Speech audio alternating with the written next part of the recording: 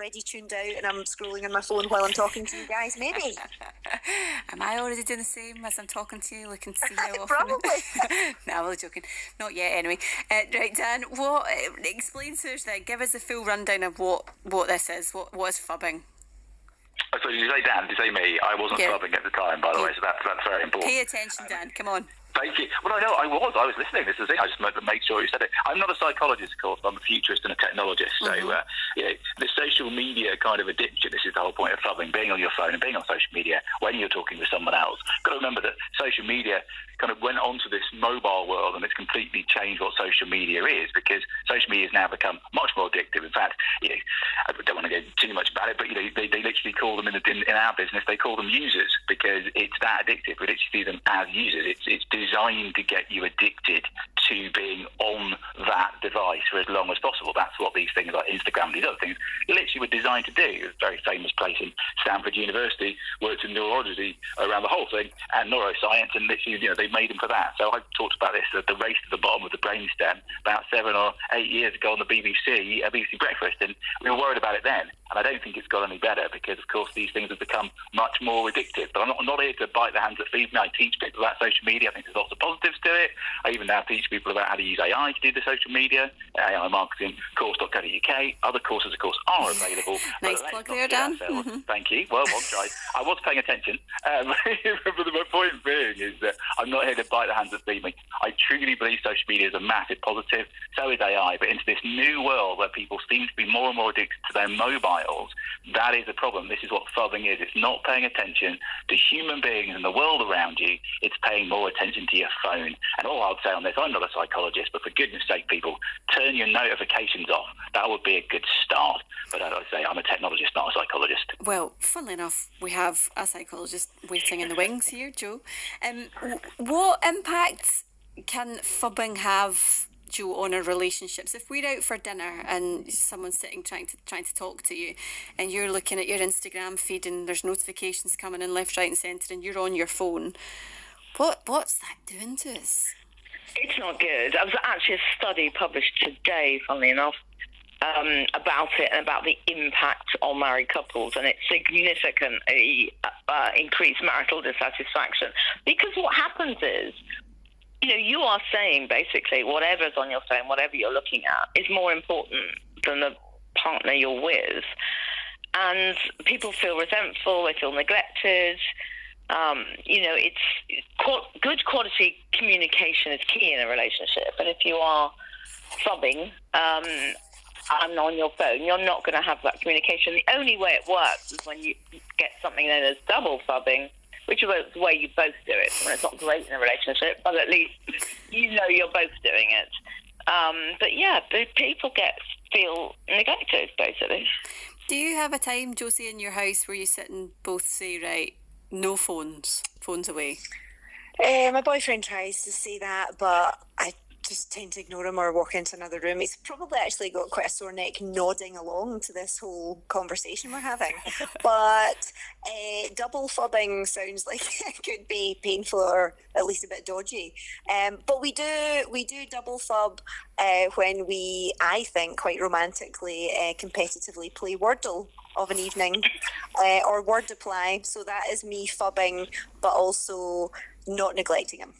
Or what I do, my husband, is we'll sit on the sofa on the 45 minutes that we've got now, we've got a baby, is that we sit and we'll just send each other memes that I found that's on Instagram. Very touching. That's quite romantic. But yeah. I mean, I think I'm in a difficult position, but maybe quite a common one, in that I am a phubber, I'm a good phubber, I'm a regular phubber, but I'm also in a relationship with someone who can be a wee bit needy at points.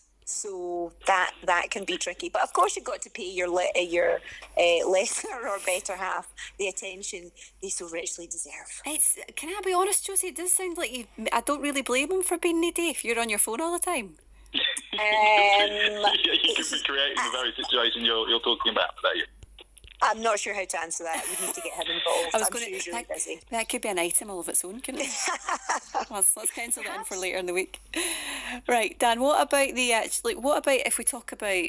You were mentioning the fact that these devices are designed to do this. So, in actual fact, is there a way that we can try and you were talking about turning your notifications off, but are there other ways that we can try and get round this?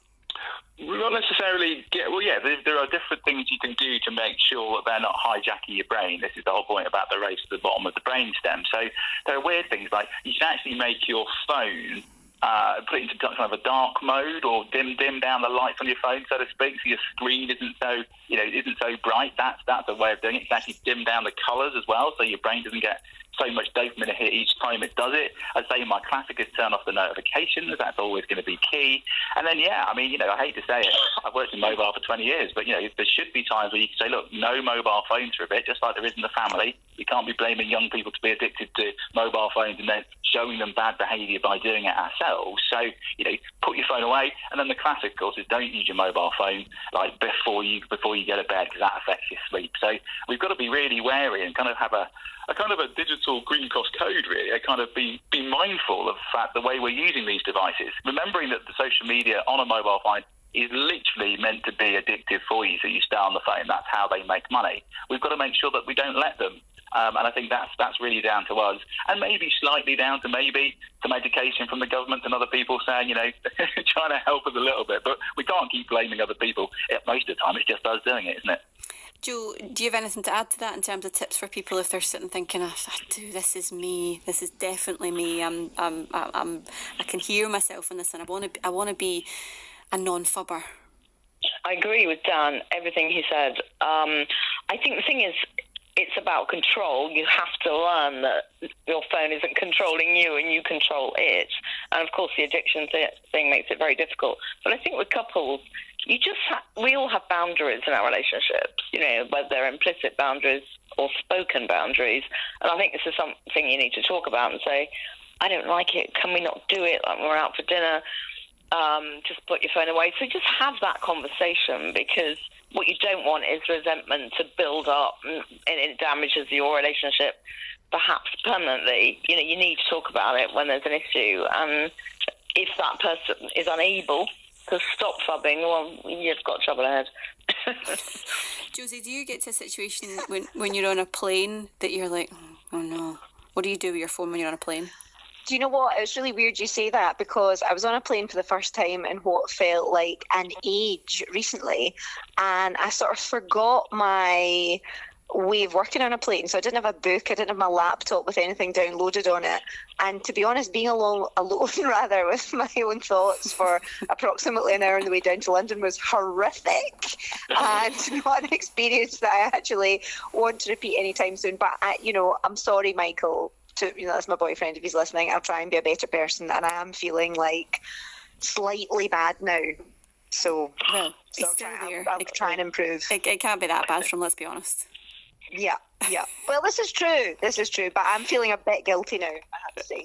Right. Well, don't feel guilty. It was good to hear your honest phubbing. And at least I'm an honest phubber. Exactly. I'm not kidding myself on about it. That's the best kind.